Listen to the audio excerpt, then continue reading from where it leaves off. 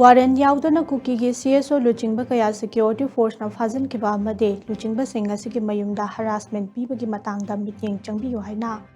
Committee on Tribal Unity CoTU na Deputy Chief Minister Nemcha Kipgenda memorandum ama PISHINKHRE memorandum aduna hai laimakongda tha sigi taramathoi thokiba thodo adugi matungda kuki jogi CSO luchingba singda security force na ka hinba thong kaya chathare haukiba June kuntra da gamgi faida thokiba thodo aduga manana khonjangloi kaya na buffer zone lanslakpadagi asugapan kaya yaukre adubunga si fauba blockade sagatpa singki mathakta action amata laukhatpagi mami tadre security force na fazin kriba singki marakta Henjang village ki chief ke lovum laimakongdagi ngamboi haukip laimakongdagi pagin hangsing amade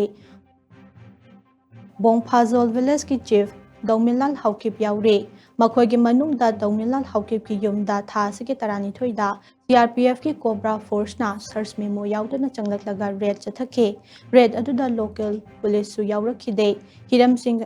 asigi matangda akhanaba meeting changduna laukhatpam thokpa action laukhatpiyo phajenkhriba luchingba sing asi athuba matamda thadu khanbiyo hainaso cherol aduna makhata na taksilakle